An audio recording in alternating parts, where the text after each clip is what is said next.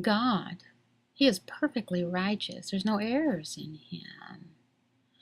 We as sinners, can we be perfectly righteous? No, we can't. We can't. Read in Romans 3, 9 through 20 about this. Trusting in Jesus alone, we receive His righteousness. And that's the way we can stand before God and be righteous with no fear of punishment, no fear for all of those who are in Christ. We ourselves are Jews by birth and not Gentile sinners, yet we know that a person is not justified by works of the law, but through faith in Jesus Christ. So we also have believed in Christ Jesus in order to be justified by faith in Christ, and not by works of the law, because by works of the law no one will be justified.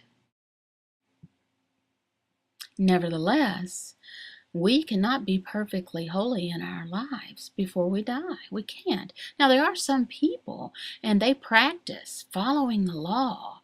And, we may look at them and say, oh, wow, they are more righteous than other people. But understand that that is from our human perspective. Joseph, his father was Jacob and Joseph. He was one person who really practiced following the law. Joseph, it's hard for us to find anything in Scripture about him doing anything wrong. It's almost impossible to find anything.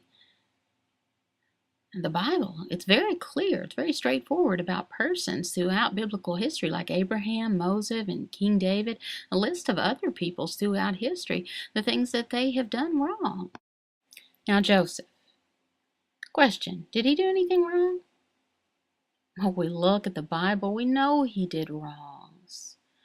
Decisions that he made that were bad, things that he did, people he ignored. People struggle with sin, all people do. And the Bible, it's very clear about that. There's many pastors, there's many teachers, learned people about the Bible saying that Joseph, he was spoiled. And secondly, he was a tattletale on his brothers. These are the generations of Jacob. Joseph, being 17 years old, was pasturing the flock with his brothers. He was a boy with the sons of Bilhah and Zilpah, his father's wives, and Joseph brought a bad report of them to their father. Thirdly, he was also proud. Look at me. Why? Because he had a dream. He had a dream that he was exalted and his brothers were bowing down to him. In the Bible, in Genesis, it's hard to find where Joseph did something wrong, but it by no means says that he was some kind of a saint in every way. No, but his brothers, they did bad. They did bad against Joseph. They sinned against him when they sold him into slavery to the Ishmaelite slave traders. His brothers, they sinned, even if Joseph fueled their jealousy.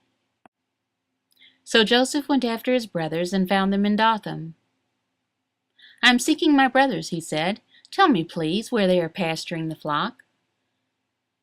They saw him from afar, and before he came near to them, they conspired against him to kill him. They said to one another, "Here comes this dreamer. Come now, let us kill him and throw him into one of the pits. Then we will say that a fierce animal has devoured him, and we will see what will become of his dreams." But when Reuben heard it, he rescued him out of their hands, saying, "Let us not take his life." Then Judah said to his brothers, "What profit is it if we kill our brother and conceal his blood? Come, let us sell him to the Ishmaelites, and let not our hand be upon him, for he is our brother, our own flesh." And his brothers listened to him. Sibling rivalry was a big problem for this family. Ever since Joseph was born, his life continuing was a problem. And Jacob, his father, made things worse. What did he do? Well, his favorite son was Joseph. Now, did Jacob not love his other sons? No, he did. He did love them. It's just that he loved Joseph more.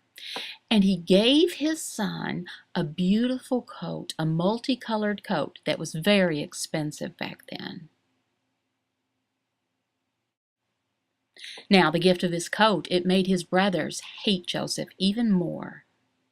And it enticed them to do evil. Now, let's apply this to our Christian life. Well, Joseph's brothers, they were jealous. And what made it even worse? It was that their fathers had favoritism for Joseph, and that led them to sell their brother into slavery.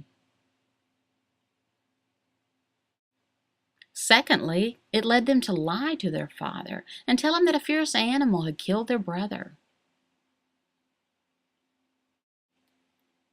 The brothers, they sinned, yes. But can we blame their father Jacob for their sins? No.